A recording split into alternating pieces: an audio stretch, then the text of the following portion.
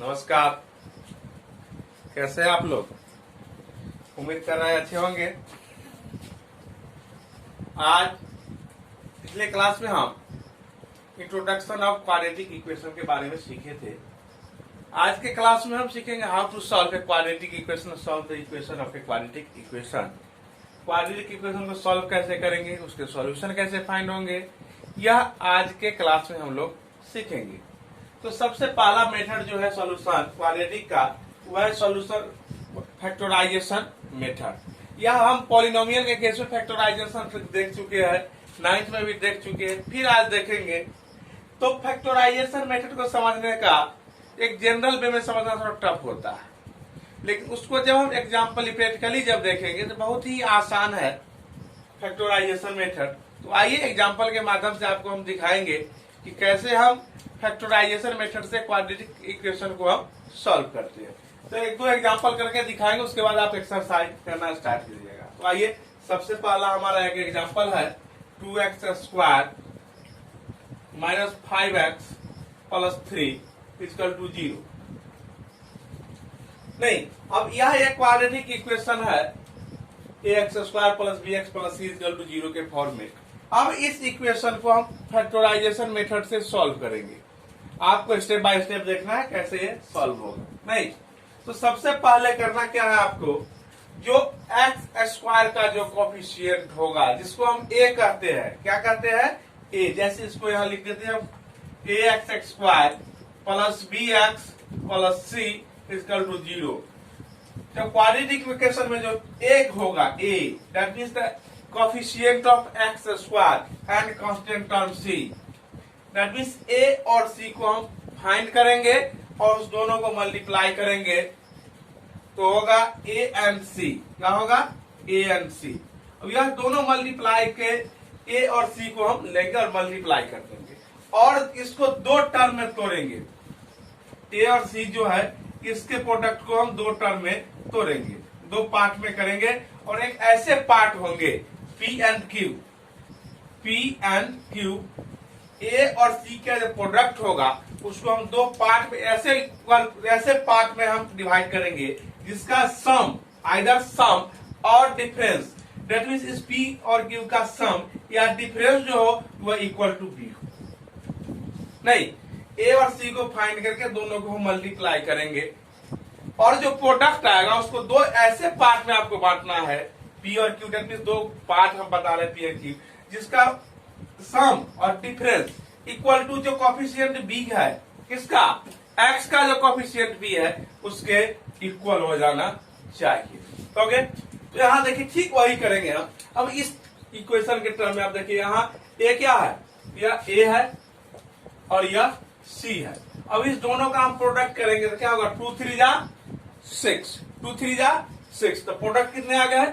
a और c कितने आ गए? 6, a और c 6। अब इसको दो पार्ट में हमको ऐसे करना है, इसको हमको ऐड या सब्सट्रैक्ट करने के बाद -5 हो जाए और मल्टीप्लाई करने पर 6।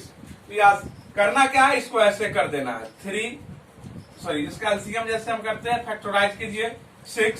नाम ये फैक्टराइजेशन मेथड, इसलिए हम फैक्टराइज करेंगे तो मिनिमम नंबर से यहाँ डिवाइड करेंगे। क्या होगा? 2 3 जा 6। अब ये नहीं हो सकता तो यही दो नंबर होंगे 3 और 2। अब देखिए 3 और 2 क्या हो गए? 5। तो -3 एंड -2 दोनों को ऐड करेंगे, क्या होगा? -5 और दोनों को मल्टीप्लाई करेंगे, क्या होगा? -3 और -2, इसको यही हो जाएंगे -3 और -2 दोनों का प्रोडक्ट 6 और दोनों का सम -5 के इक्वल होगा। तो आइए इसको हम दिखाए यहाँ। अब करेंगे क्या, अगला स्टेप देखिए। नेक्स्ट स्टेप 2, अब जो दो टर्म आ रहे थे उस दोनों, इस b वाले को उस दो टर्म में लिखेंगे। क्या आ रहे थे? -3, तो -3x और -2x ऐसे हम लिख डालेंगे। Then after +3 equal to 0। अब इस दो टर्म से जो कॉमन टर्म है उसको हम कॉमन लेंगे। क्या है यहाँ देखिए, x² और यहाँ x, तो क्या होगा? We get common x and here we get 2x -3 और -1, 2x -3 इक्वल टू 0। अब देखिए दोनों ही टर्म में 2x -3 कॉमन टर्म है, तो हम कॉमन लेंगे 2x 3, क्या कॉमन लेंगे 2x माइनस 3, यहां से क्या कॉमन आ जाएंगे x और माइनस 1 इक्वल टू 0। अब दो यहां इस दो नंबर का प्रोडक्ट है और इसका प्रोडक्ट जो है 0। अब दो नंबर के रियल नंबर का प्रोडक्ट 0 तभी आएगा इसमें किसी एक को 0 होना होगा। तो इस केस में क्या होगा either 2x minus 3 is equal to 0 और x माइनस 1 इजकल टू कोई एक 0, या तो ये 0 होगा या ये। जब ये 0 होगा तो क्या होगा, क्या हो जाएगा हमको सॉल्यूशन तो होगा यह x3। जब यह प्लस इधर आएगा तो इधर प्लस और यहाँ 2 मल्टीप्लाई में तो डिवाइड में आएगा 3/2। ओके, अब देखिए यहां से क्या आएगा x इजकल टू 1। इस तरह से 3/2 और x इजकल टू 1 इस इक्वेशन के सॉल्यूशन होंगे। नहीं तो आप समझ गए होंगे हम कैसे करते हैं। अगर आप नहीं समझे कि क्वेश्चन हम और करेंगे उसमें क्लियर में वे में आपका सॉल्यूशन आप करना सीख जाएंगे, उसके बाद आप एक्सरसाइज कर सकते हैं। आइए एक दूसरा एग्जांपल देखें हम लोग, इसको आप नोट कर सकते हैं। ओके, आइए नेक्स्ट एग्जांपल देखिए आप। नेक्स्ट एग्जांपल है आप एक लेते हैं हम रूट वाला,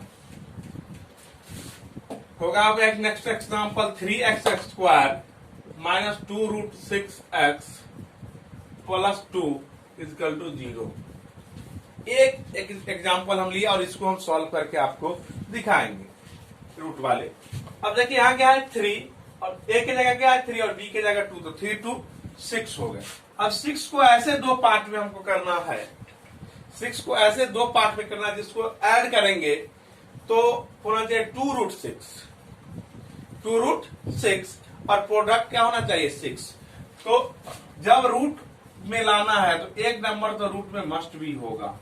अब देखिए रूट में होगा 6 और हमको प्रोडक्ट कितना आना चाहिए 6, तो नेक्स्ट जो होगा वह भी √6 ही होगा। अब देखिए √6 और √6 क्या आ जाएंगे 2√6, नहीं √6 और √6 2√6 और इस दोनों का प्रोडक्ट 6 के इक्वल हो रहा है। तो इसको फिर वही करेंगे, उस टर्म में लिखेंगे क्या होगा 3x² माइनस √6x और माइनस √6x माइनस √6x और minus √6x plus 2 equal to 0। आइए अब इसको हम सॉल्व करेंगे। अब इस दो टर्म से जो कॉमन टर्म है वह क्या करेंगे हम फाइंड कर लेंगे। क्या करेंगे फाइंड करेंगे। अब देखिए यहाँ x तो कॉमन है, x क्या है कॉमन टर्म है और √3 भी कॉमन है। तो क्या करेंगे हम √3 कॉमन लेंगे यहां से √3x क्या कॉमन लेंगे √3x। तो यहां पर 3 को हम ऐसे लिखते हैं √3 इंटू √3, नहीं तो एक √3 कॉमन, यहाँ क्या बचेगा √3 और 2x से x बाहर x माइनस x बाहर आ चुका है, बच गया √6 और √6 को ऐसा लिखा जा सकता है √3 इंटू √2। अब √3 कॉमन तो क्या बच गया √2, तो माइनस √2। ओके, अब माइनस कॉमन लेंगे। अब हम क्या लेंगे √2